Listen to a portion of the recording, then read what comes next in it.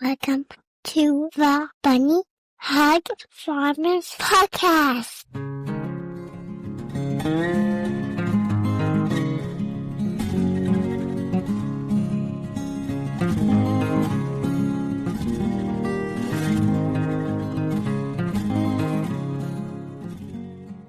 Hi, everybody. Welcome back.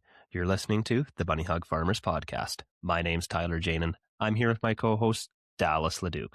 We're having a ton of fun doing these. We have a great guest lined up tonight. But Dallas, how was your Christmas? Did you have a good Christmas? What have you been up to since, well, we're in the new year now, so... Yeah. Happy New Year. Happy New Year, everybody. Yeah. Christmas was awesome. Again, we spent Christmas up at my wife's brother's place at Lucky Lake, so we had the family up there. That was a great time. There's good snow up there. So we were flying around on the sleds just quite a bit. We had 11 snowmobiles running and stayed running. The only sled that quit, the kids ran out of gas. So that was a great time. At least that's an easy problem to correct. Yeah, the one kid come walking over the hill. The sled won't start. They've been pulling, and it's just out of gas. That's awesome. And come home for New Year's, had a quiet New Year's. My wife had been sick before Christmas and still wasn't overly great after Christmas. So we just rested around home here at New Year's doing basically nothing. Like I told Tyler the other one day, I haven't had a day where I've done nothing in a long time. Like as in nothing. I watched 3 movies and a 6-part miniseries in one day. Like literally just grew roots into the couch. I was going to say, I'm not coming over there to check you for bed sores. Yeah. I got up now to use a can once in a while. But I have a question for you, Tyler. Have you got that freaking block heater working on that side-by-side yet? So, or shouldn't I go here? Well, we can go there. So I've done some more research on it. And the way I got it set up right now is it goes in the top and it gravity feeds down and pumps downwards. So it does work if you got it going for about an hour. Any more than that, it kicks out and it goes into its safety mode and then it won't do any more. So what I'm thinking, the way it's supposed to be is it's supposed to be lateral. So it's supposed to, in the side that goes in is supposed to be lower than the discharge side. So I kind of got to take all my cab apart again and see if there's room to run extra lines and have it loop back down. I turned the Christmas lights off the other day and the timer for the Christmas lights is now my block heater timer. So about half an hour before I head out the door in the morning, I got to kick in and it's at like 23 degrees C. I fire it up and I go. Speaking of 6-part miniseries, that's what Tyler's going to have on TikTok of him changing this freaking heating block heater from here to there, to hoses to here, to take the side-by-side apart. It's been entertaining because Tyler will call me up. I got her this time. It's working fine. And then he'll call an hour later. It quit working. It must be the pump. So I know you've been fighting with that. All just to make things start better. Well, it does start okay in the cold. I like prolonging things. Like I've been raised to take care of my stuff so it lasts long. And if I go to trade it off, hopefully it'll be worth more because of the condition it'll be in. So just use what I was watching some videos today of our guest. Just use a little summer air in a can that he was using to fire his combine up for the last few days of harvest and his trucks and all that stuff. Because like I said, folks, we had a guest in this one again. Should we lead into the guest, Tyler? Go right ahead, Dallas. Okay, well, our guest, he's on TikTok, and he's the popcorn farmer on TikTok, or Gavin Spoor, right? Yes. And Gavin has that, if you've seen his videos, he's got one catchphrase he starts basically every video with, I assume, right? Every single one, on TikTok at least. Yeah. It doesn't work that good on Instagram. Right, yeah. If you say, what's poppin' TikTok on Instagram, they kind of throttle your views. So that's it. We got What's Poppin' TikTok on the Bunny Hug Farmers Podcast. So, Gavin, thanks for joining us. I have an entire page of questions that I doubtful we're going to get all the way through in this episode. You have a really interesting history of how you got started farming and what you're doing and how you got there. So if you just want to start out from the beginning and kind of how you got to where you are and how social media helped you get it, that'd be pretty cool to hear. You bet. Well, thank you guys for having me on. I'm looking forward to it tonight. Yeah, I started my farming operation ever since I was a little kid, say 3-4 years old. I knew I wanted to be a farmer. The house that my parents rented and still rent that I grew up in was surrounded by farmland. So I'd run from window to window watching all my neighbors run their tractors. But I didn't start my own farming operation until I was a freshman in college. I cash rented 6 acres, a little patch here in northeast Missouri, and planted soybeans on it, and then just grew the operation slowly throughout college, utilizing word of mouth and Facebook ads and Craigslist ads, and just being scrappy, trying to compile enough ground that I could be a farmer. And somehow we're making it happen. But all my childhood riding in farm equipment, all through high school working for local farmers just to put gas in my truck and drive around on the weekends and trying to learn a little bit from everyone that I could and bring it home to my own operation. And then social media has been great too.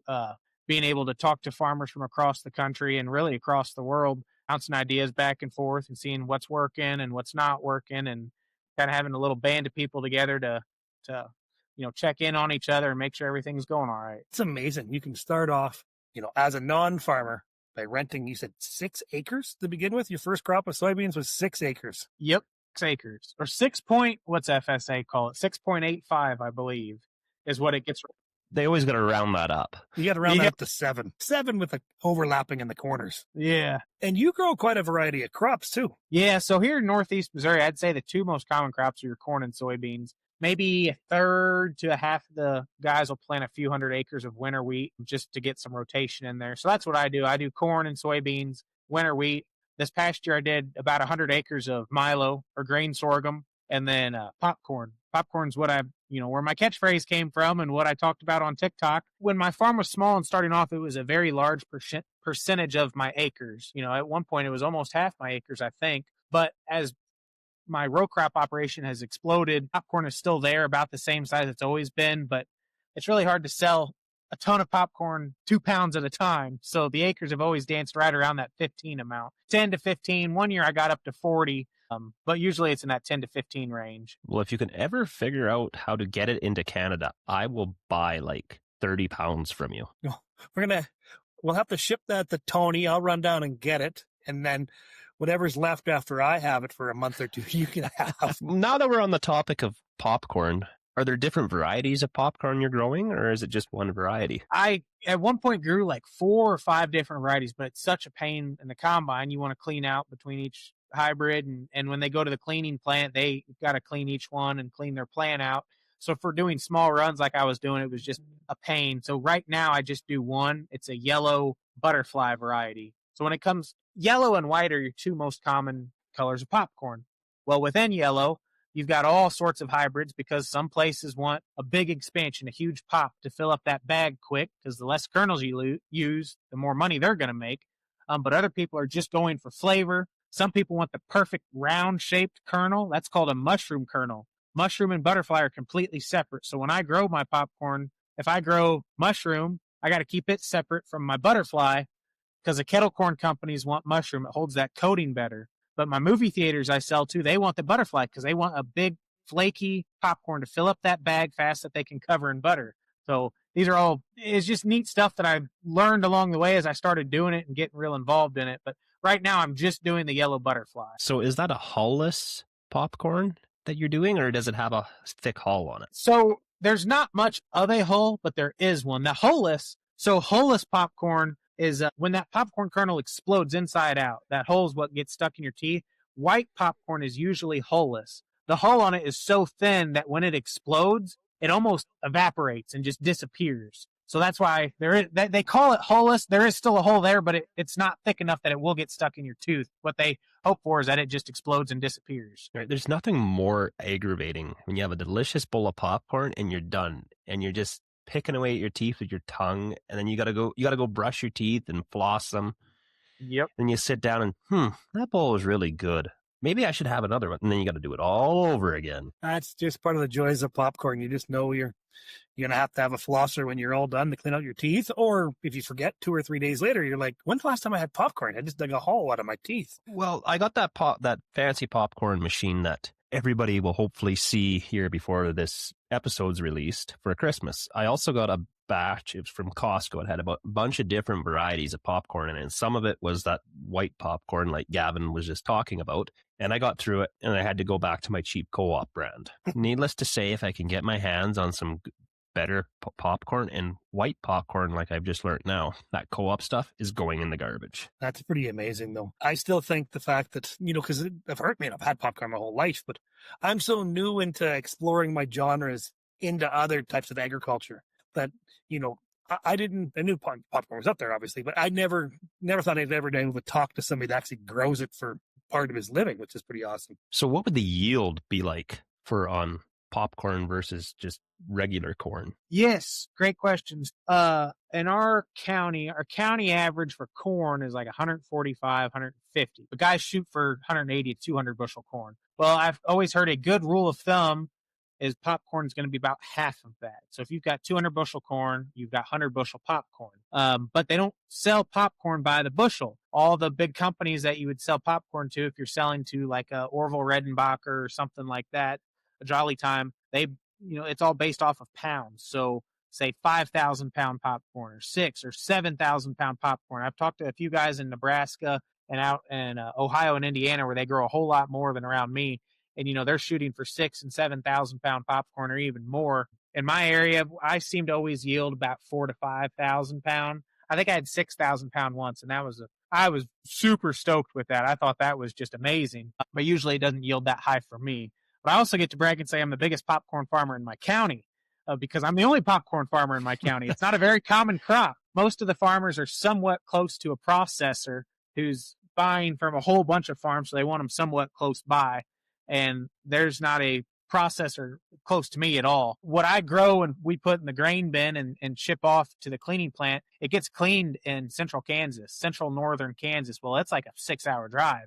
If you were growing it to sell and we could haul to the ethanol plant 5 miles down the road or the popcorn processor 6 hours away, there's no margin left. The trucking's going to eat up any profit. So you bag and then sell your own popcorn too then? Yeah, 100% of the popcorn that I grow, I sell direct to market. So individuals, movie theaters, there's some vehicle dealerships, a local Chevy dealer, they've got it in their waiting room, if somebody's in there getting an oil change. So just working with places like that. A lot of the high schools in the area buy from me because they'll pop the popcorn at the basketball and softball and baseball games for the kids. So, and then local FFA chapter at the high school, they sell it as part of their fruit sales in the fall as a fundraiser. So just getting creative with different avenues to sell it in. But it all gets sold either 2 pounds at a time or 50 pounds at a time. I think that's amazing. So, and I love that locally part. That's a huge part of being in the rural part of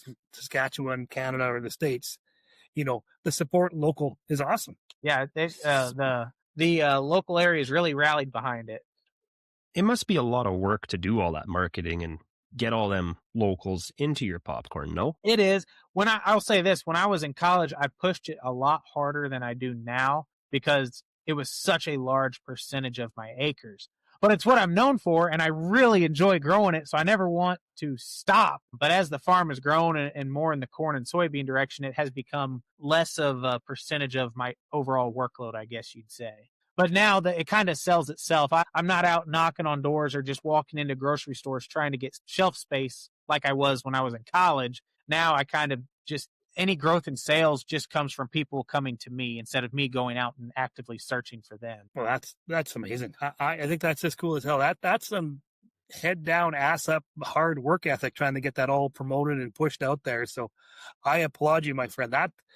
It's just a neat thing to say. You're going to step out of the box and grow popcorn 6 hours away from the place you can sell it to, but knowing you're going to try your ass off to sell it to stores and schools and dealerships, and can't go wrong with promoting the old Chevy dealer. I think I'm going to have to get myself a 50-pound bag. We'll figure that out, Tyler.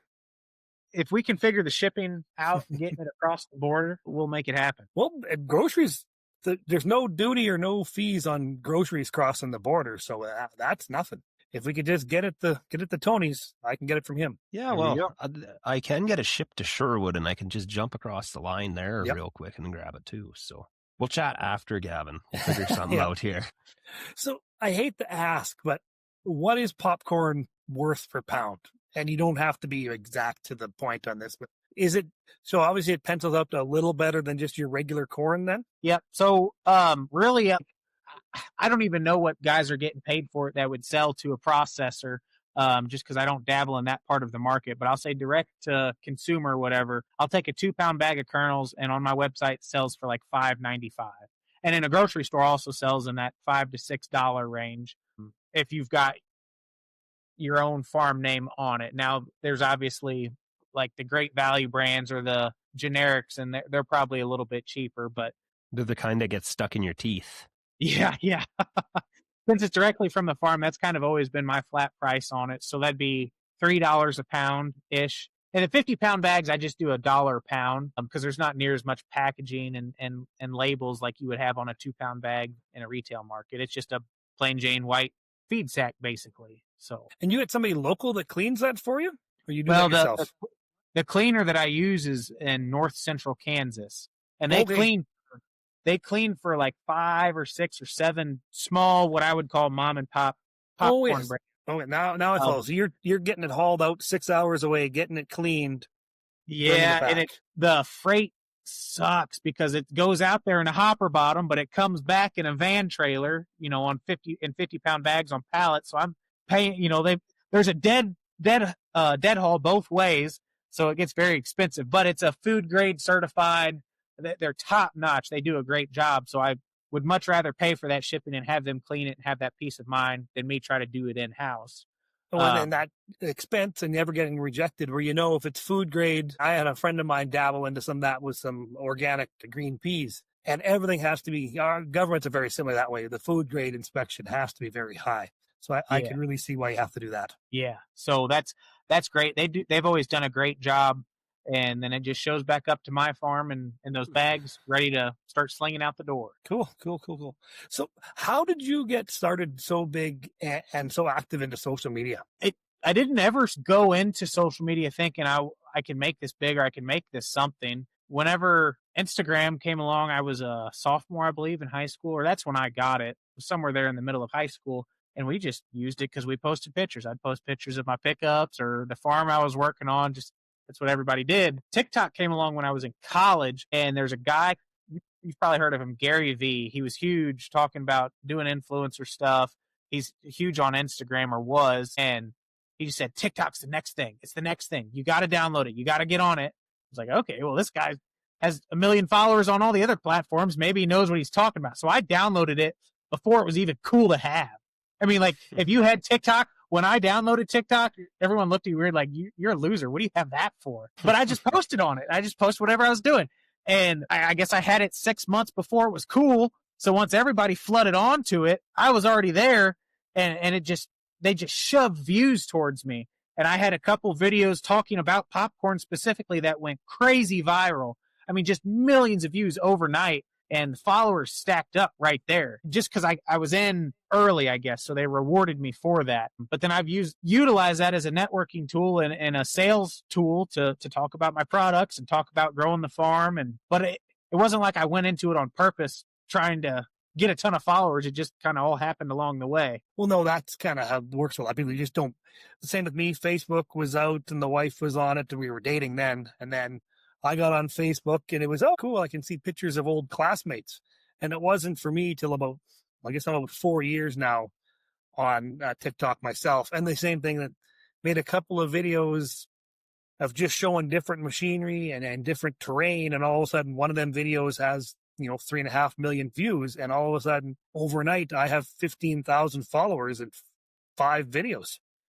Yeah. So then it just went from there, and then all of a sudden it ballooned, and then people want to work with you and sponsors, and that's always been pretty cool too. But we have really derailed.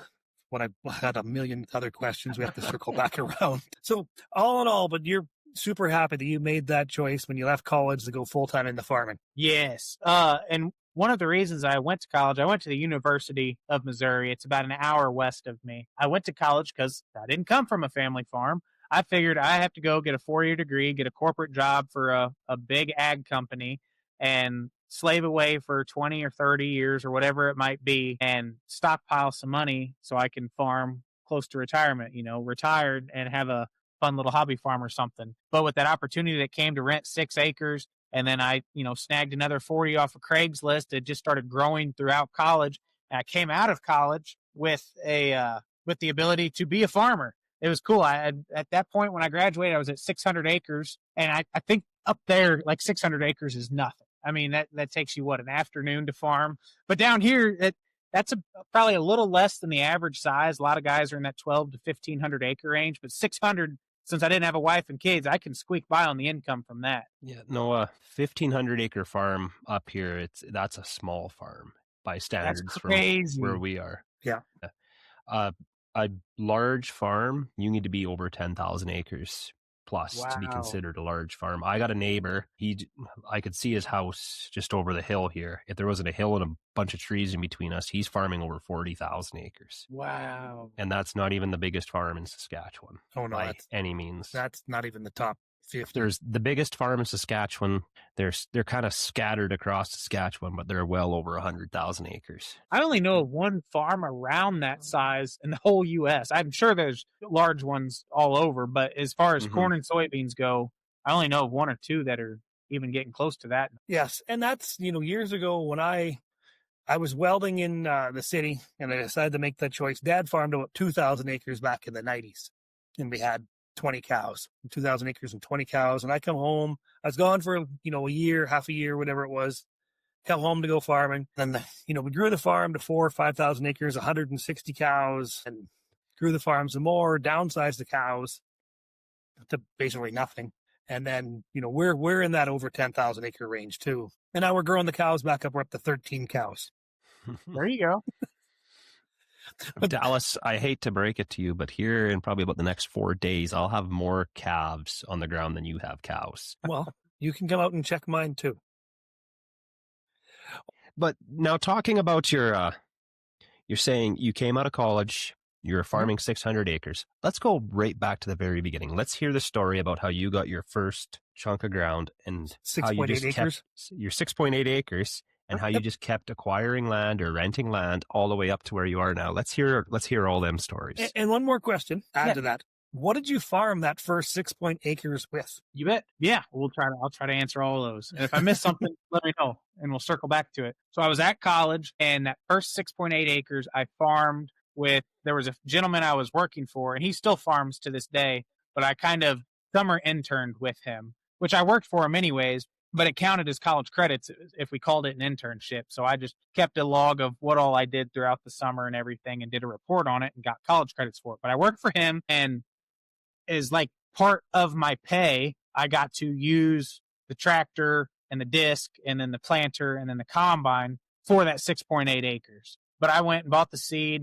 It was only 6.8 acres, but beans at the time were a good price. So that summer, he drug me to the local grain elevator. He sold some grain that day. And he came in, and I did a contract, and I think contract sold 300 bushels of beans or something because the price was good. And I was scared to death I was not going to grow enough to cover that. He's like, do not worry, Gavin. I promise you I have it covered. If you come up short, we can make sure that contract gets filled. But we filled it easily off that ground. So yeah, it was funny at the time. I was scared to death I wasn't going to grow 300 bushels of beans. So, but we grew that. And then from there that winter, I made a Craigslist ad and a Facebook ad and just started picking up ground. I picked up some ground that was coming out of CRP, which do you guys have CRP up there north of the border? No. Explain to us what CRP is, because I kind of understand what it is from watching Welker Farms and Tony Fast, but we might have some listeners that don't know what it is. Yeah, I think it came from the farm crisis in the 80s and the glut of grain that we had. But CRP is Conservation Reserve Program. So pretty much the U.S. government pays you to take ground out of production, and the hope is that throttles back the amount of grain we produce, therefore raising the price of grain for all the other farmers that still have ground in production. But that landowner gets paid X amount of dollars, and it almost creates a floor for cash rent. Just for round numbers' sake, CRP is $200 an acre. Well, if you know you can get $200 an acre from the U.S. government to take your ground out of production, you're not going to take any less from that, less than that $200 amount to rent it to a farmer, or at least if you're business minded, I guess you're not going to. But they've really throttled back the amount of ground they're putting into CRP. And a lot of people want to see their ground in some sort of production and not just lay there being idle and useless. So most of the ground that was in my area has been put back into production, but I was on the tail end of that. So I was able to snag a 40 of rougher ground and clean up the saplings on it and get it back into soybeans. Gosh, I'm trying to think of some other stories along the way. So when it goes to CRP, do you seed it to grass or you just walk away? It gets seeded. You have to seed a certain mix, maybe a summer grass mix or a cool season grass mix. And then you can get paid extra if you seed like wildflowers or something, for bee habitat. So there's all these different tiers that you can qualify for, and they pay you X amount for those tiers. But you can't hay it though, eh? Not unless we are considered like a terrible drought, like a D3 or D4 drought. Then they'll open up and they'll let you hay it or graze it. But the quality is really low. Normally, it's bottom level quality. Yeah, it's not a production hay mix. It's a slough grass sort of thing, or poor grass. Yeah, and it'd be full of deadfall. Oh yeah, it would be great, but it'd keep the cow alive, and that's why that program's there. Yep. But man, that's getting to be a couple years ago now. I'm talking like I'm old. I'm not that old. I'm 28, but like I'm scratching my head trying to think of stuff that happened 7-8 years ago and remember it accurately. Cool, interesting stories. But I don't know. Key to my success was just being scrappy. You just finding ground along the way. And if you find a 40 or an 80 and you take good care of it, the word spreads. I did pick up a piece of ground because a landowner from the city in our area, there's a lot of deer hunters that are coming out of Kansas City and St. Louis, the big metropolitan areas, and they'll come and they'll buy 100 acres and they just want to deer hunt, but they'll rent it out to a local farmer and that helps make their land payment, the cash rent check. Well, this guy, he was a guy like that. He walked into the local bar and grill and said, I've got a tract of ground. I want a young farmer, but I need a farmer. Do you have any recommendations? And the bartender said, I know a guy named Gavin. And then a guy sitting at the bar eating lunch said, I also know a guy named Gavin. And they were both talking about me. And that dude left. I thought, well, 2 people gave me the same name. I'll give that guy a call. So he called me and I rented. The farm was like 100 acres or something, but only 56 of it was tillable, somewhere around 50, 48, 50. I can't remember. But yeah, I got that rented and just grow like that. And as I've picked up better ground and more productive ground closer to home, I kind of shed the rougher stuff further away that's less profitable. But you kind of have to start with the table scraps that nobody else wants to get going. I don't know. As I grow, there's only so many work hours in a day, and I prefer to focus on the ground that's more profitable because there is only so many work hours in a day. So how far are you from end to end of your farm? It used to be, well, I still go 90 miles north.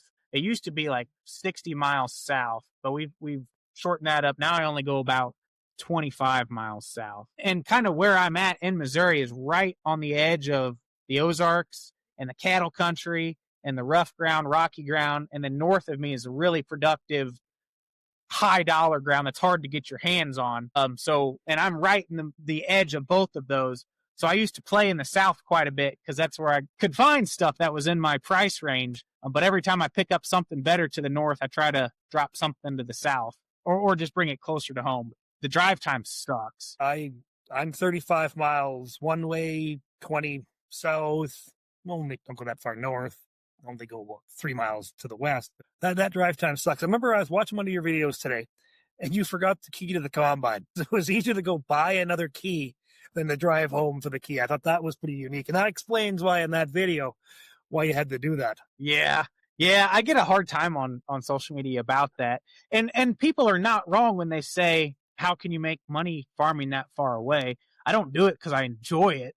I just do it because that's where the land's came available at. If I could trade that 700 or 800 acres 90 miles away for the same amount of acres 2 miles away, I'd do that swap in an instant. But it's just so hard to. It's so competitive. That's what I do for the time being. It just costs me a little extra diesel to do it. Yeah, and it's good dirt too. Yeah, it's really productive dirt. So I was watching one of your videos one time, and you mentioned that you won't undermine another farmer to try and get some land. You'll either let the landowner come to you, or you will answer an ad where somebody's advertising some land. Mm-hmm.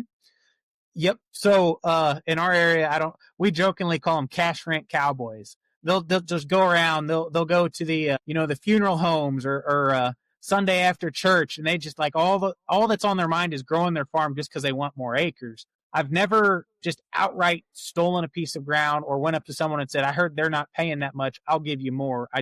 I want to farm it. I've made those ads on, say, Facebook or Craigslist, but I've worded them in a way where I'm a young farmer and I'm looking for an opportunity. I don't want to go steal it from someone else, but if something exists or there's a chance that you're looking for someone new, if something ever happens with your current guy, I would be very interested because I do want to farm for a living. But I've always tried to be careful about that.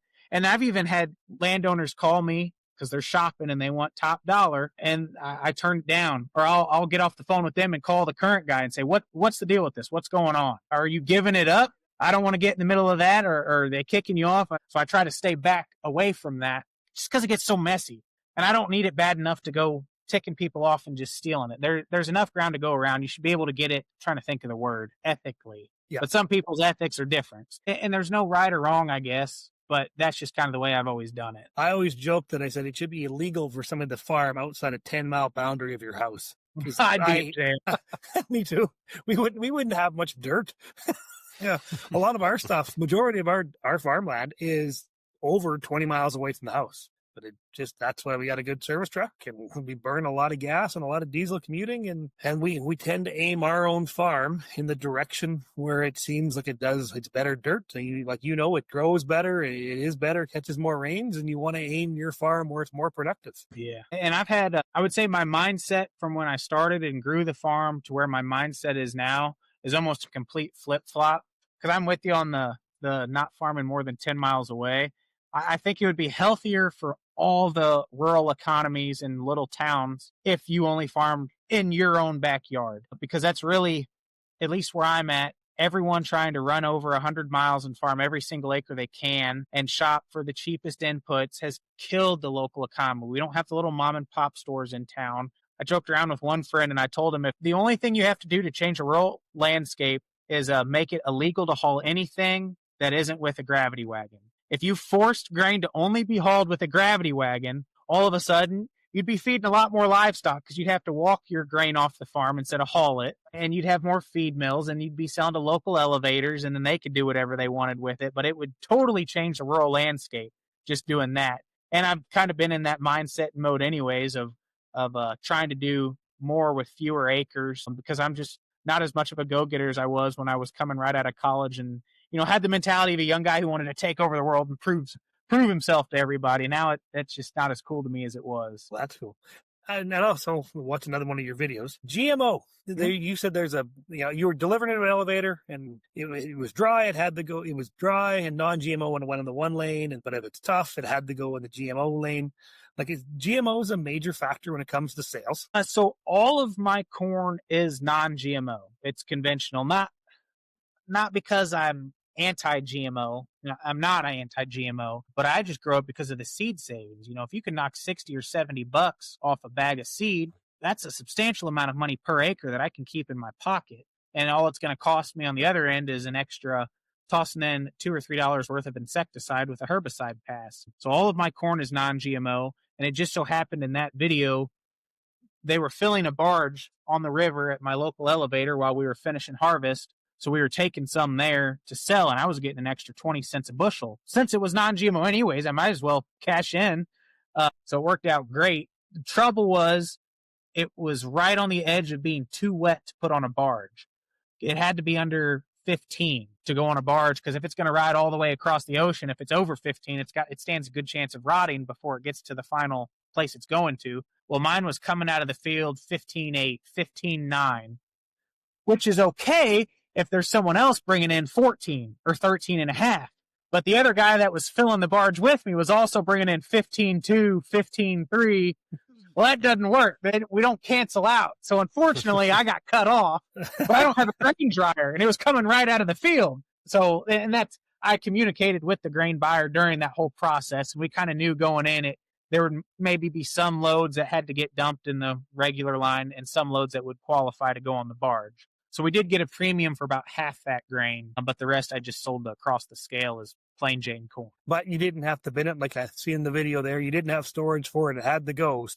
Take the $200 less a load and go back to the field. Yep. We were just trying to get done. We ran out of storage. We filled every nook and cranny we could, and the rest was taken somewhere because I didn't have room for it. Well, yeah, because you had, was that this fall? Yeah, that was just, what did we finish up? The 15th, I believe, of December. So 2.5 weeks ago. Oh, yeah. So you had a long harvest. You were giving it right into the snow then. Yeah, we got started October 1st this year, or September 30th. It was right around that date. So about 10 weeks, I think it was. Does that math check out? All of October, all of November, and 2 weeks in December. Yep. Yeah, 10 weeks. That's like me. I like to start first and finish last, is what I say. Yeah. That's such a strange time of year to start combining to me, because normally we start combining around one of the first weeks in August on my family's farm, and I've been putting the combines away on the 2nd of September. No kidding. I still got one outside. Still got one outside. My they're all sitting in the heated shop right now, waiting to be getting ready for next year. Well, and I do have to say, sometimes I say mine, and I'm also just one cog in the wheel of this farm. I say mine, but it is our own family farm, which is my father and my mother, my wife and myself. So I say mine, but it's ours. It just rolls off the tongue that way, but I don't mean to not include other people that own major parts of this farm. Yep. You said you started in August and finished the 1st of September? So your harvest is like 4 weeks? It generally can be that long, yes, if the weather's accurate or proper, yes. Wow. And Dallas, it drags on forever? No, I started in July because we had yellow field peas in, and so they were ready something of July, and we were basically October when I finished. I see. But we've drug in right into, I've combined in December. That's really pushing it to combine in December up here in Saskatchewan. Yeah, sometimes you're lucky if you have snow. There's lots of times we've had snow at the 1st of December. Dang. And then once it starts snowing up there, you guys are just snowed in until springtime, or snow will start going the end of May. No, before May. Sorry, the beginning of April in my parts, the snow will start to go. We'll get a snowfall. We'll get 4 or 5 inches, and then a few days later it'll melt right off. And in 2016 we had 1 foot of snow twice. About 1 foot of snow that all melted off. We combined a very hair a little bit more, and then we got 1 more foot of snow. It melted off. Then we took, from then on, it was if we could get it out of the heads ish, we were going.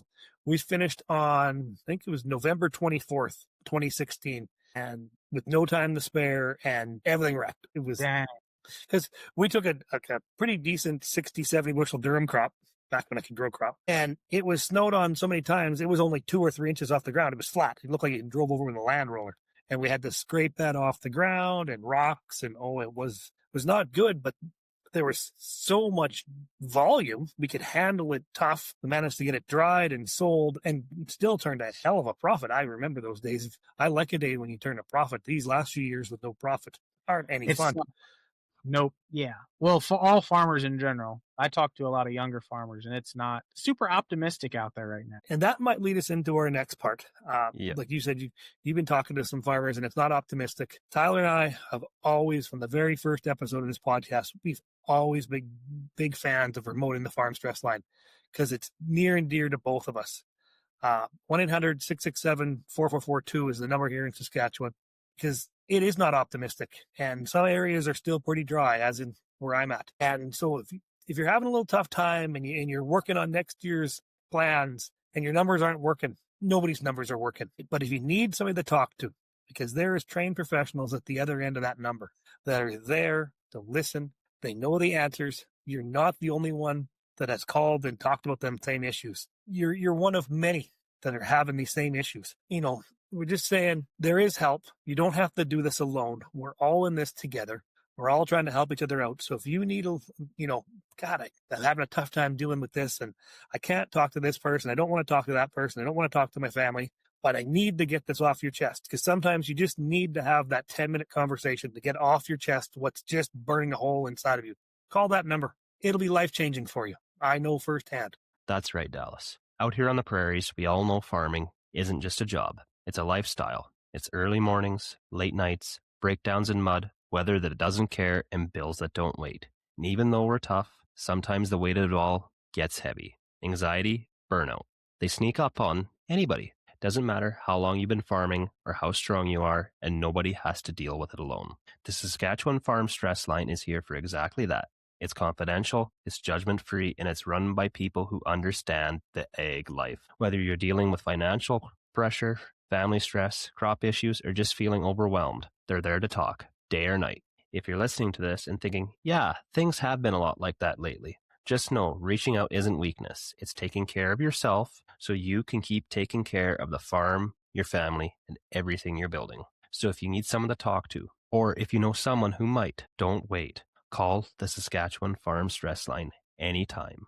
Their number is 1-800-667-4442. 442.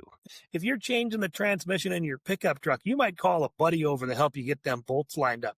But if you're dealing with some mental issues and stress that you just can't handle, sometimes people don't want to call that buddy, but you still need to talk because our economies are intertwined, connected. So your guys' prices are our prices at the same time. Your guys' wheat's down, ours down. Your corn's down. Well, not much corn in this part of the world. You have to go east of Tyler a little bit. They grow corn up there, but it's not worth hardly growing. Yeah. Well, we It's just don't get the heat units where we're at either. You get a little more heat than I do, Dallas, but kind of where I'm at, there's just not the heat. This growing season's too short. I don't get enough rain units. I'm short that macronutrient H2O. Rain units. I like that. I keep telling him he needs to start doing a rain dance and leaving the window open on every pickup, leave the tractor door open, and he'll start getting rain. Well, that's back to that one video of Gavin's. I laughed. You guys are shoveling the snow out of the hopper bottom grain trailer. I'm thinking, no tarp? no tarp. And it snowed more than it was supposed to. Even when my combines aren't 90 miles from home, they still sit outside. I've got a big blue shed, and it's called Outside, and that's where everything sits at.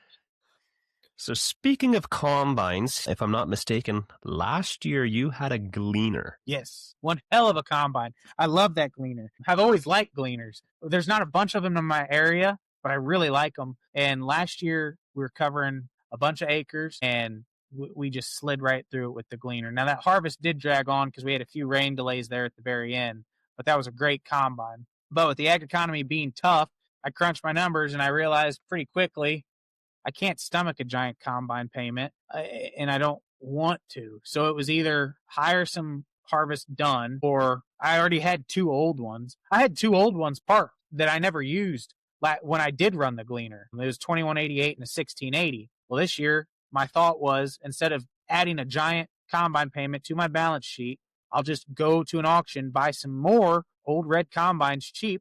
They're $10,000. That's nothing. You can't buy a tire on a new combine for $10,000. And I'll just let them sit in the corner, and we'll use them if we need them. And if not, we can rob parts off of them. And that's what we did. And so it made harvest drag on because a class 5 or class 4 combine is not going to compete with a modern class 8, but I'm also not going to have the repair bill and the diesel bill. So that's what we did. We just chipped away at it.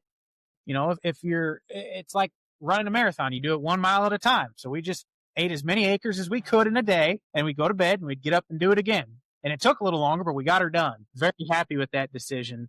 And also on social media. So that's one of the things that I struggled with, because I guess it would have been last spring or 2 springs ago, I had the opportunity to run a brand new tractor and planter, a Fendt. It's a hell of a machine. But a lot of that opportunity came from the fact that I have a social media following. Well, then that becomes a disconnect because I'm trying to talk to other young farmers and showcase what it takes to start a farm from scratch. And if I didn't have a social media following, I wouldn't be running that brand new equipment. So I need to farm like I don't have the social media following to show people who don't have social media followings how I think you should farm. And so I kind of just had a come to Jesus moment with myself and figured, if I'm going to do this, I can't leverage my social media following to run fancy new stuff. I'll do it with the old stuff. And so that's what we did. Bunch of old red combines, old red tractor, everything's pre-death. Half of it's got metal hoods, rust, or try to make it as nice as you can, but it's going to be old, and just get the job done and focus on the crop. Because really, we're growing a crop to make a profit. We're not doing this for the equipment manufacturers. We're doing it to put food on our tables. What number of gleaner was that? It was an S97. That was a pretty new combine. Yeah, that's a hell of a machine. I kind of think, like, sometimes it's going to sound dumb. I don't know that I dream about them, but I daydream about them. Or if I'm scrolling on Tractor House, I'm looking at them thinking, if corn would just turn around and I could, have a couple good years, I'll get back in one. But for now, I just got to eat mud for a few years until I can get that. I can't skip the hard part of farming and jump right into that. I gotta eat dirt for a few more years and run this old stuff because I don't come from a generational farm. I'm trying to start it from scratch. And you call the 2188 old stuff. I'm obviously quite a bit older than you are, but I still think of when the 2888, you got the cab in the middle. We rented one years ago for a harvest. That was a modern as heck combine, and right up there with the 9600 in sides, which is now a little tinker toy compared to a lot of big combines, even our own combines right now. But I always thought a 2888 was a pretty awesome combine. Love that. That's my favorite combine because that's what I grew up riding in the buddy seat with of all the local farmers that I tag along with was 2188, 2388, 1680. I like running the 2188. I love the cab on it. You don't really gain anything in a newer machine other than capacity. The 2188 is a perfect combine. It's just a little small. Now, my hired man, he's been with me for a long, 5-6 years now. He likes running the 1680 because he can open that side door, the old flat pane, and ash his cigarettes out of the passenger window. But I like the 2188 because it's nice and airtight and, air conditioner, heat, whatever I want. So it works out good. That's So now that we're on the topic of equipment, what is your favorite piece of equipment that you have on your farm? And I'm pretty sure I know the answer to this one. I love that 2188 combine. The thing that would hold the most sentimental value would be either the 1066 that I bought when I started farming and got professionally restored, or my Mack semi truck, the old Mack R model. Those Do you are double two clutch really it? I don't. I tease my girlfriend Grace a lot because she double clutches. But I bought that semi sight unseen at an auction down in Texas online as an excuse to take her on a date because I needed an extra truck. I didn't have the money for a nice one. I got that one bought. I was just hoping it ran. I paid like $9,000 or $10,000 for it. And I texted her. This was right before we technically became boyfriend and girlfriend. I said, I need someone to ride to Texas with me and bring a semi home. And I knew being an R model, which she loves, she'd go on that road trip with me and we'd bring it home to Missouri. So worked out great. That's got to be one of the best ways to get a date I've ever heard of. I met this cute gal and I didn't know how to get her to the, to go So on I a bought date an with R model Mac. in Texas. You might be the only guy in the history of all time that was able to take a girl on a date because he bought an R model Mac truck. I guarantee more guys have lost dates because of an R model Mac than I've ever gotten dates. Yeah. I drove an R model Mac truck that had a cement mixer on the back of it for part of a summer one time. And when I left that company, or when I got back into my Peterbilt that had air conditioning, I was never so happy to be away from that Mac. They are fairly uncomfortable. But they're cheap and they're reliable. I mean, we just run that thing through the mud and it just keeps on smiling and showing up for another load. I mean, they are damn good trucks. They do look cool, just they're not cool to ride in. Right. They're rough. Yeah. I'm 6 feet tall and with the seat all the way back and no bunk. My knees were against the dash. So Yeah. So this 1066 that you had restored, there got to be a story behind that. Yes. So that came from, I talked about where I grew up at, the house my parents rented. It's on a quarter section and they rented the house. And the farmer who farms it, his sister lives in the city, but she bought it. She bought the farm. It's a century farm. It's been in their family for over 100 years. But the gentleman and his brother, they farm the ground. They just rent it from their sister. Well, that was their big tractor for like 20 years. It's two brothers. They're almost 70 now. They farm about 800 acres. His name's Norb. And I looked up to him. He was like, a lot of people like action figures or superheroes when they're a kid. My thing was local farmers. I mean, I just looked at those guys like they were 10 foot tall, and I was always riding with Norb. Well, when I was a sophomore in college, it could have been beginning of junior year, they all run together. I bought that 1066 from him, and it was old and it has like 12,000 hours. And I ran it old and rusty for 2 years, and then we completely fixed it up and repainted it. And I planted almost all my corn with it this year. But it's not a family tractor, but it's the closest thing I could get to a family tractor.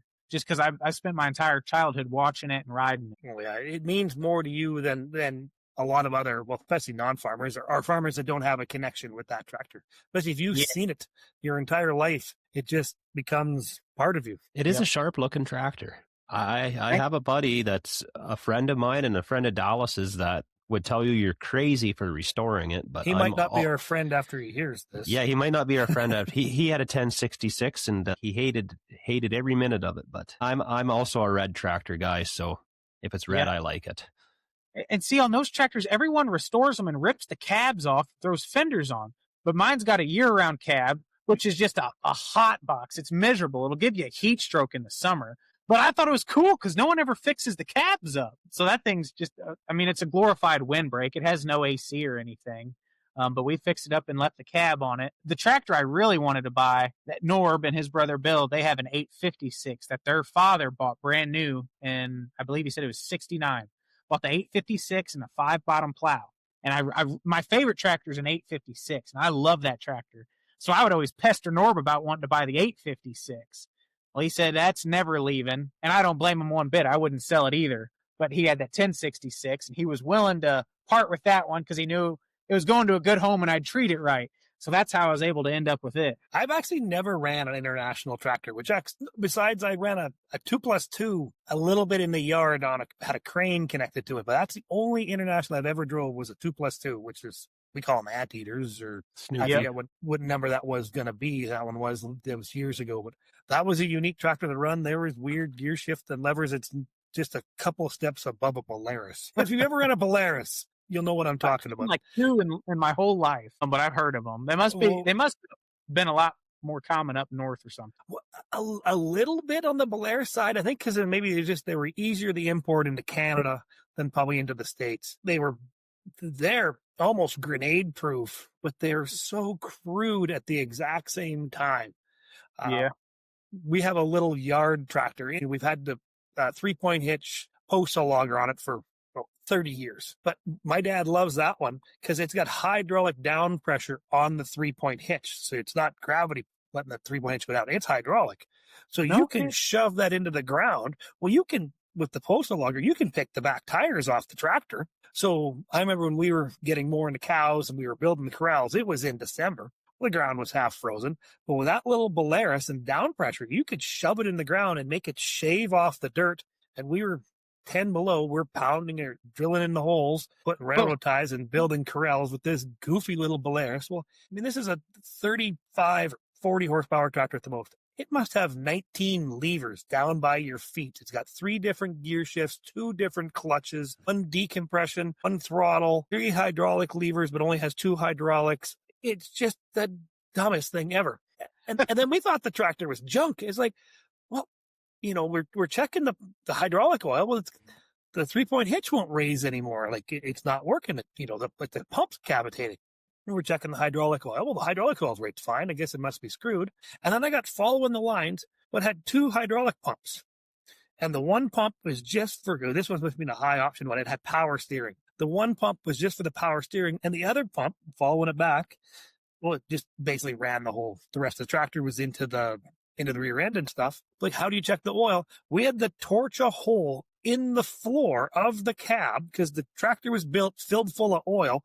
Then they put the bottom, it's open station, but the bottom floor of the cab in right above the spot where you have the dipstick where you check the oil. We had to cut a 4-inch hole in there to unscrew the dipstick. Yep. Had no oil in the damn thing.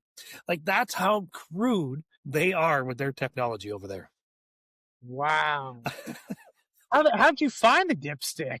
Well, I was chasing around in here and I was up and underneath with a flashlight and like, well, that little nut thing, and you put a wrench in there and it turned and made about 2 turns and went up and it touched the floor, but it looked, it was a round plunger about 3 inches around, probably took about 1 1/16 inch wrench. So it didn't fit in. It looked like it should be for like some sort of threaded in dipstick. So we just grabbed the torch, cut a hole in the floor, spun it the rest of the way out. So we didn't have a hole saw. It would have been a nicer hole. But again, this is a 300 Polaris. So we torched the hole, spun it out. Yeah, no oil. Filled it full of oil. Works fine. I think, honest to goodness, I don't think we've changed the oil in this tractor since the 90s. And I don't think it needs an oil change.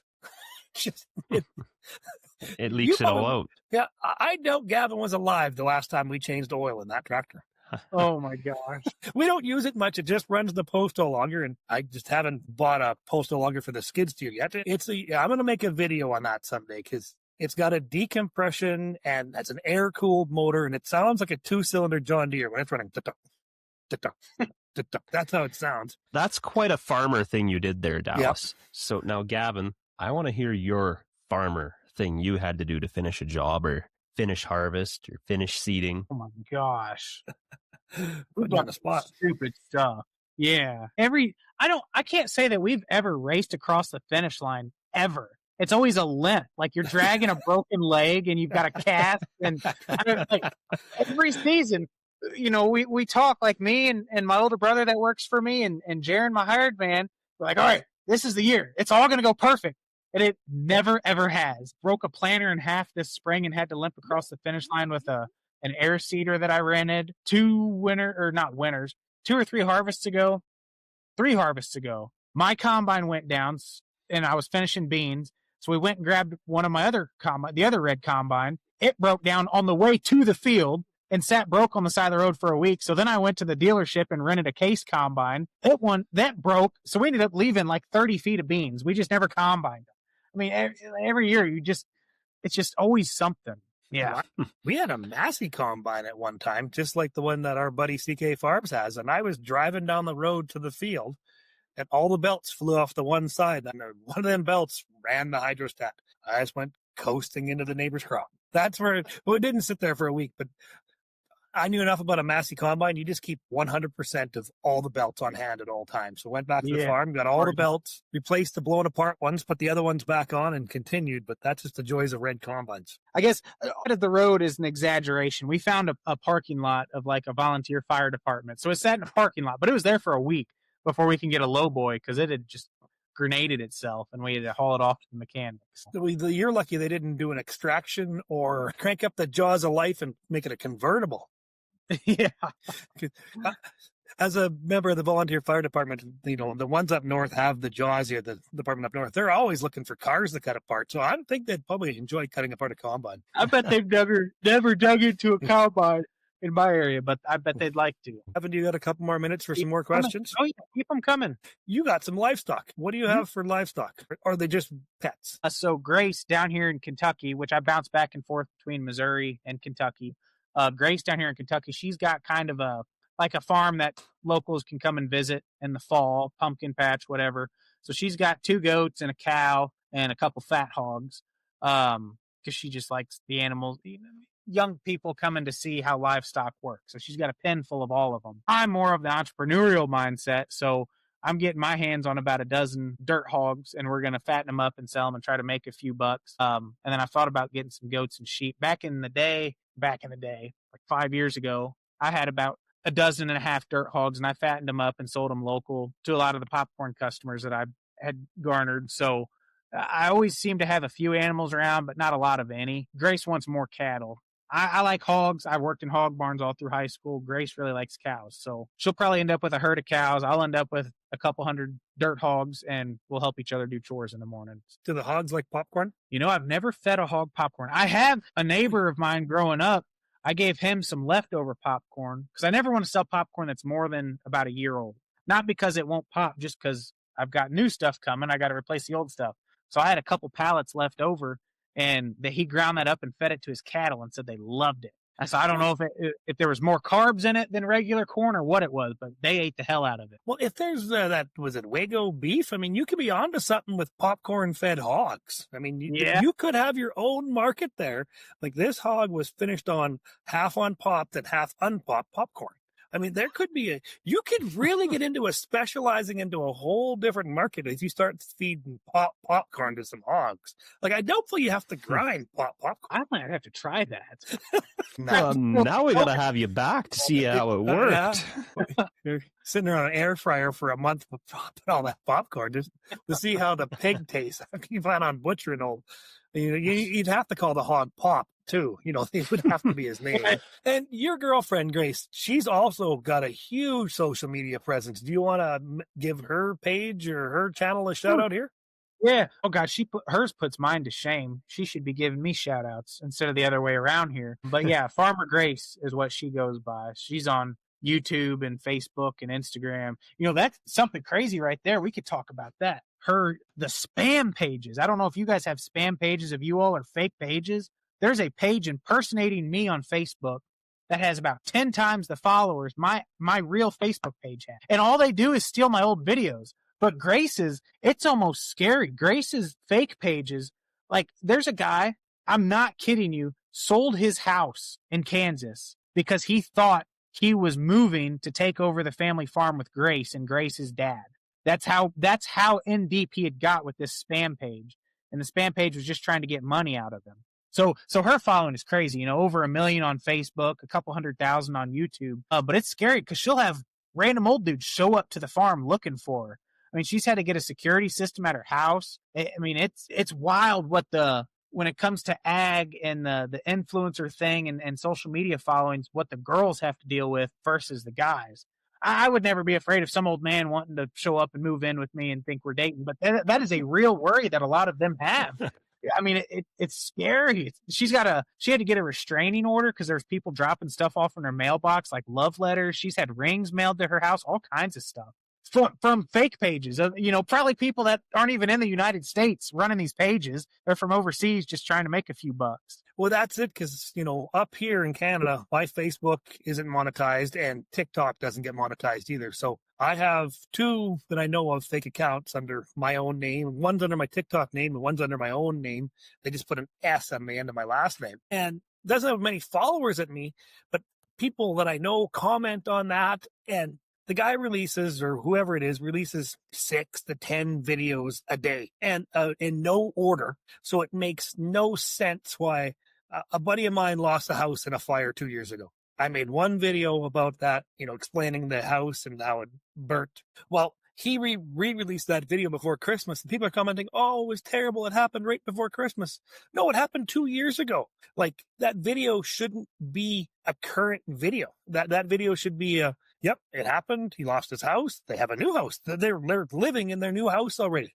You know, that video shouldn't exist on a current platform. That's an old video. If you want to scroll back through 2,000 TikTok videos of mine, I mean, not 2,000, but 1,200. If you want to scroll back, you can see it there, but it shouldn't be a current video. And that's what bugs me. And you've probably done the same thing, reported, and you can report them fake accounts till you're blue in the face and it does nothing. Yep. They never go away. Tony Reed fights that a lot. He's figured out some way to get them reported, but he has to go through like 6 or 7 different steps and report it a certain way.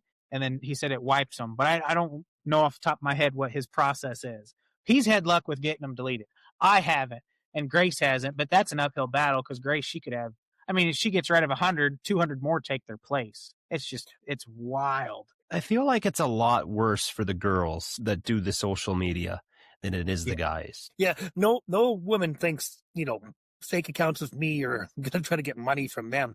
But you have, again, like you said, young, attractive females, you know, are, you know, way more persuasive, way more older men want to be involved with them, you know, so they're more of a drawing point than a 50-year-old fat farmer from southern Saskatchewan. I have 0 drawing points connected to my name. 0, less than 0. I'm a -4 on the Richter scale here.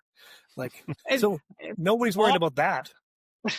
Those older guys that, God bless them, but like they want to, it's so easy for them to get conned or spammed because they want to believe it.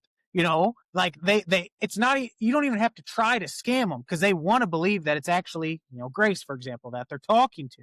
But then it's scary. Like we had one come up, we go to the Ag PhD show in South Dakota. And it's a great show, but there was a guy that came up to us while we were there and asked Grace all kinds of questions and then ended up telling her, like, he thought he had sent Grace $14,000 because she was down on her luck and needed help. Grace said, I don't know you. I appreciate that you watch my stuff, but I don't know you. And I'm like, this is weird to me because you've seen all my stuff, but I don't know you. So it's like a one-way relationship. But he thought he was talking to a Grace that wasn't a Grace. And he sent $14,000 overseas because he thought he was helping her buy some new clothes and an iPhone or something. Oh my God. Like, he's never getting that money back. Nope. Ever. It's gone. It's gone. But they want to believe that it's real. So they don't have to fall for anything because they think it's true. I don't know. I could go on a rant about that. But at some point you got to help yourself too. Like, well, you got to do a little. I've seen them accounts like the Charlie Trucker accounts. I mean, there is only one Charlie Trucker. And all of a sudden, a new Charlie Trucker showed up today. Well, he doesn't have 1 million followers. He had 18,000. Well, that's not the real Charlie Trucker. Instead of trying to, report that one, I just blocked it. So it just won't Yeah. show up anymore. But that's the thing out there. If all of a sudden you're getting messages from somebody like Grace or whatever, go to that account, go to that page. It probably doesn't have that many followers. The videos probably don't make any sense. They're not in any order. That's not a real person. It's a bot. I had fun this fall. I got in an argument with Elon Musk over TikTok. I'm pretty sure now that it wasn't the real Elon Musk. Of course I knew it wasn't the real Elon Musk. He wanted me to invest in something. Oh, he's going to give me a free Cybertruck. First of all, I wouldn't take one if you did give it to me. And or five Bitcoins, you know. Yes. And then so all of a sudden, that person is AI generating a person, Elon, talking to Dallas. Why are you saying such stupid things about me? Because you're not a real freaking person. This is just, Elon Musk, who's worth $1 gazillion, is not talking to a farmer in southern Saskatchewan. Yeah. He's not gonna get an argument on Twitter. The AI thing is weird. It's like one of the scammers got pictures. It wasn't actually Grace's birth certificate or social security number, but the AI made those. But the idiot, and they sent a driver's license, like an AI generated driver's license. But instead of saying Grace's full legal name, the driver's license said Farmer Grace on it. Like, that should make your first clue. This is not a real driver's license. First name Farmer, last name Grace. Yeah, that doesn't seem real. So once again, it's scary what they're able to create, but at the same time, you should be able to zoom in and have some common sense here. Yes, that's the big thing is guys, probably looking for love. Think they're trying to help out somebody, but you got to have a little common sense. You got to help yourself a little bit, and it probably happens more to the older generations, which, God damn it, is pretty well me. But you have the little common sense. Do a little research, especially before you're going to ship anybody some freaking money. Right. We're going to go back to popcorn.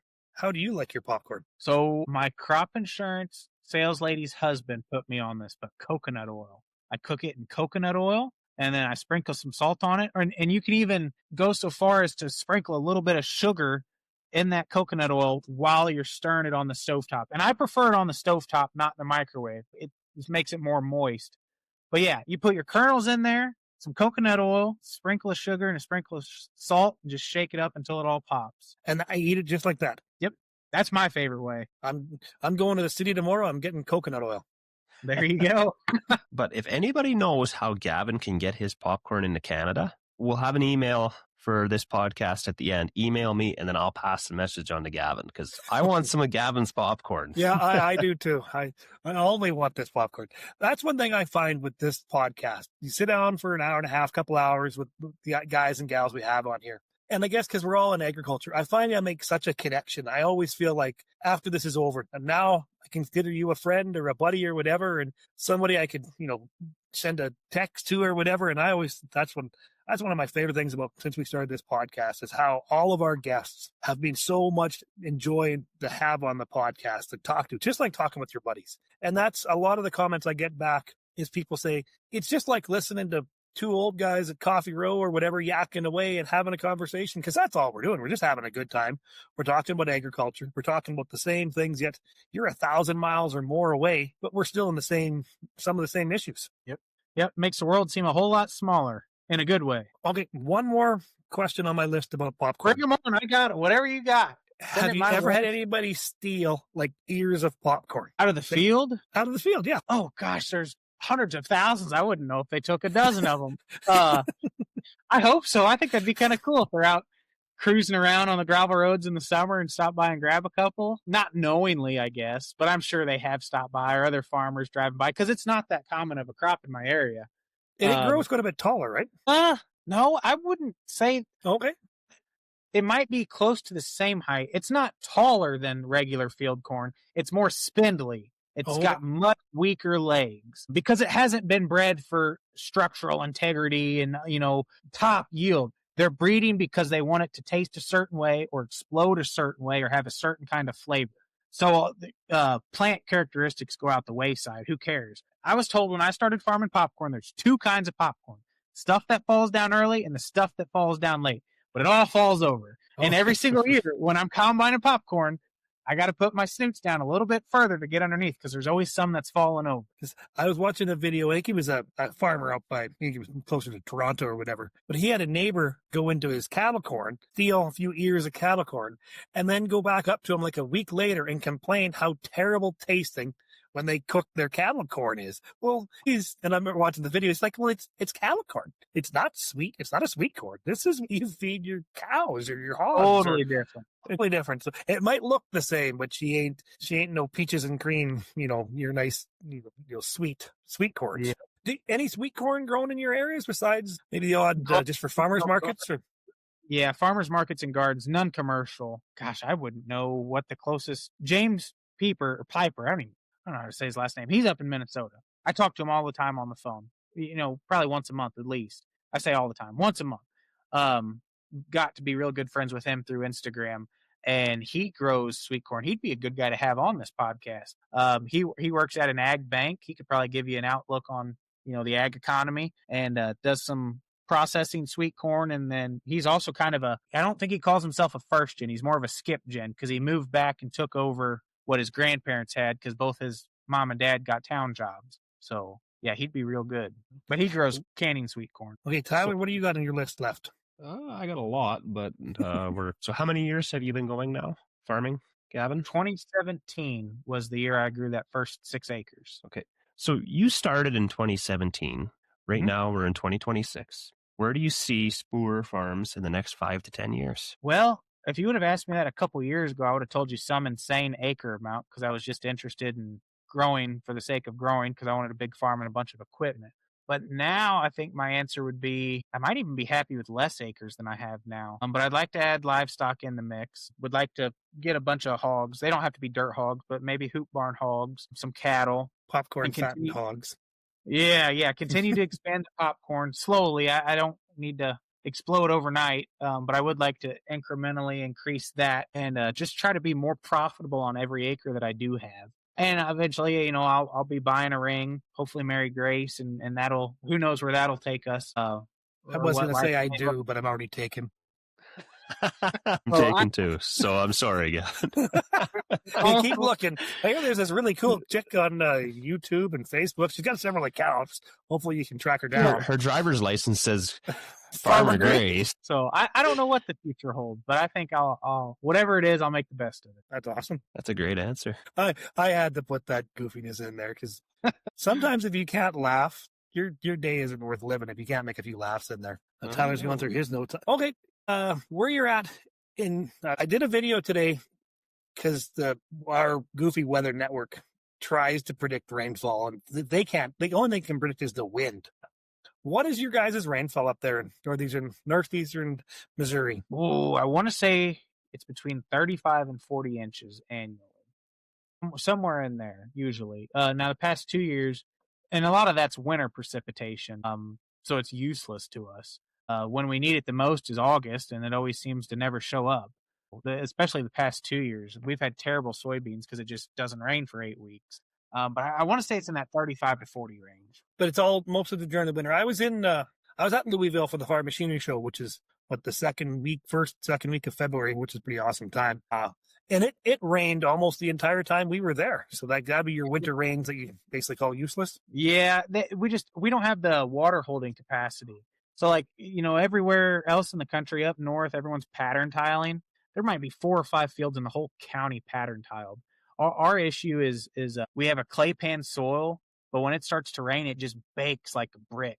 So it gets dry. We don't have that organic matter. We're sub 2% soil organic matter. It's real orange clay. I went to the University of Missouri. They're the Tigers, Mizzou Tigers, and they say the soil we live on is tiger shit clay. It's just nasty. You gotta have a perfect growing season to have a kick-ass crop. 40 inches of rain. If I got that much here every year, I'd be growing rice. Really? But we don't hold it. It runs off. So much of it just hits a ditch, hits a creek, goes to the river, disappears down the Mississippi. See, where I am, I'm lucky if I got about a foot of topsoil, and then it goes into a loamy clay.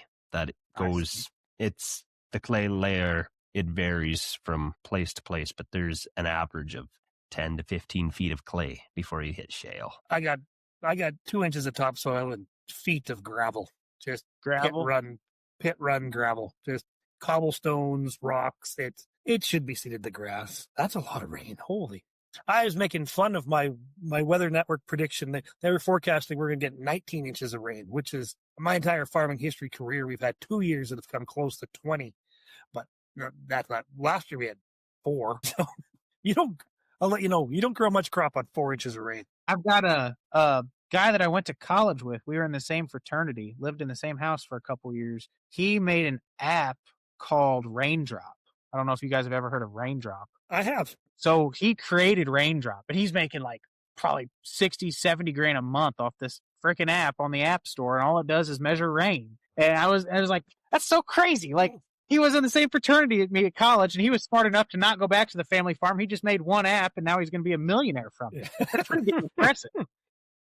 But I can tell you, let me open up the gauges or whatever, and I can tell you how much rain we get for sure. Oh, it reset in January.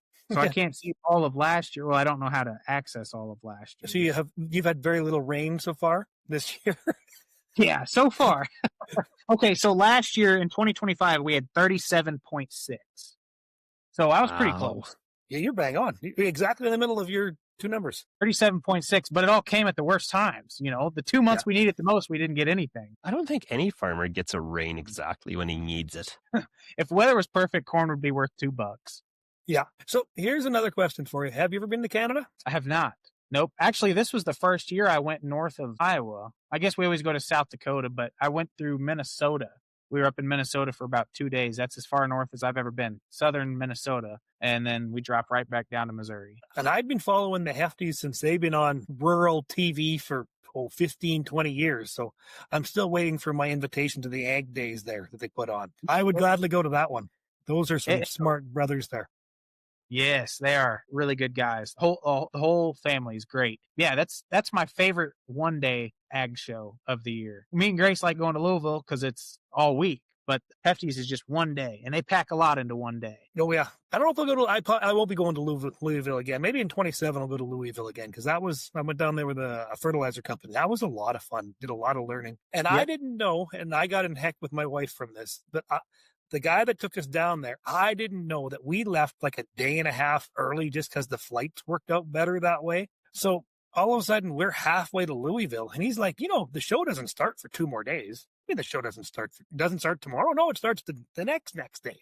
He said, we're not far away from Nashville. Oh, Nashville sounds cool. So we landed in Louisville. We went to the motel room that night, rented a Dodge Caravan and drove to Nashville for the next day.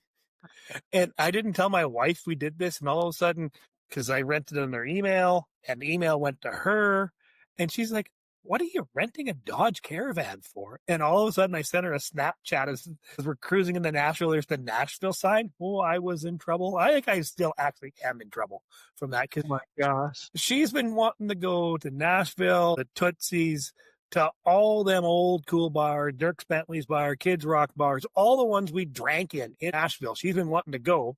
And I love my country music, but I'm not a historian the way my wife is. So the first bar we found was Tootsie's because it was the first bar on the strip. It was just across from Predator Stadium. So Tootsie's is a good bar. Tootsie's is a good, yeah. I was at Jason and Aldean's bar. Yeah. And other than there was a John Deere tractor that was in the middle of the bar as part of the bar display, that was the only bad part about it. By far, some of the best wings I've ever had. At 1:00 in the morning, we're having a steak on the roof of Kid Rock's bar. It was just, she was so mad at me. Because, we're cruising down the highway and, Jim Beam Distillery tour. So I just exited off the interstate and went and toured Jim Beam Distillery. And I rented the Dodge Caravan, so I went where I wanted to go. And back on the interstate, Bowling Greens. Oh, let's go to the Corvette Museum. Into the Corvette Museum we go. Oh, my God. And I didn't know it, but we weren't missing the farm show. It wasn't even on yet. We were back the next morning and we caught the farm show, but we just had an extra day of holidaying in there. There you go. And I'm still in trouble. Have you been to Nashville? Yes. Yep. Nashville's not, but gosh, what is it? 2 hours straight south of Grace? Maybe 2.5, something like that, I think. Right. You're just over the hill. That's not bad. Yeah. Fairly close. And you're going to Louisville again? Oh, yeah. That's where Grace and I met, was there. Oh, okay. That's an hour and a half east of her. Yeah, we go there every single year. That's like a tradition now. That is it's huge show and it's a free show. And I didn't know there could be so many bib overalls in one building at one time. Like, I have some bib overalls and they're very comfortable, but I don't really wear them to town. But man, there's a lot of bib overalls there, and there's some nice bib overalls too. But it was from a little Saskatchewan boy like I am, the going down there, that was quite an eye-opening experience, because it's a free show. Anybody can just walk in the door. Oh yeah, man, people come from all over for it. And then we got the tractor pulling while we were there. That was cool. I didn't know you could release a 10,000 horsepower tractor in a hockey rink. It's deafening. You just got to make sure that smoke goes somewhere. Well, that's the methanol ones, the ones that have the 4 dragster engines on them. Those are just wild. Yeah. And we went in there and we sat way behind, way up top, of the start line. Well, they're pretty awful seats. And I got looking down there, right down about 4 rows off the bottom at the finish line. There's a bunch of open seats down there, and I realize why them seats are open. Do you know how loud it is when you're 4 rows off the bottom and a 10,000 horsepower pulling tractor is basically stalled out in front of you? Your fillings are rattling out of your teeth. Like, it was so loud. Man. Yeah, I've never been that close there, at least. They have them at the county fairs around here every summer, but the noise can get away when you're outside. It's in my mind, it's just a hockey rink. I think it is loud in there, but I've never seen that before. That's one thing that isn't common up here. Tyler's dad does some antique tractor pulling, but the release the 10,000 horsepower ones, that's not common up here. Dad's little 100 horse LA case, I thought it was loud outside. I would love to know what it sounds like inside of a hockey rink, because it's got a straight pipe on it, and it's had a few minor adjustments done to it, but it's loud. Even the 560 that I've drove a few times doing vintage tractor pulls, it gets loud and snorting when you start to get pulled down. But I think, Tyler, I guess we're going to have to call this one, because it's been a boatload of fun. Well, I've had a blast. Thanks again, Gavin, for coming on. If we didn't hit all your questions, we're going to have to do a part 2 later on. You know what? I don't think we've had one guest that we don't plan on having back, because everybody has been so much fun, and we got some guests we're going to have back on. Obviously, we've had a lot of requests, and we've got lots of new guests we're going to have back on. But yeah, we're going to have we'll get you back on next January, and we'll have another year in review. And, in case you're wondering, I'll text you my address so I know where to go for this wedding. There we go. Self-invite myself to a wedding. Well, again, my wife will be so mad when I go. Well, this is just an excuse to take her on a holiday, Dallas. Yeah. Well, thank you, Gavin. Gavin Spoor, Popcorn Farmer on TikTok and Instagram. It's been an eye-opening experience for me to hear how different and how great your farm has become from 6.8 acres to what you are now. So thank you very much for coming on and shooting the shit with us for an hour and a half or so here. It's been an awesome time. Thanks again, Dallas, and thanks everybody for listening to the Money Hug Farmers Podcast.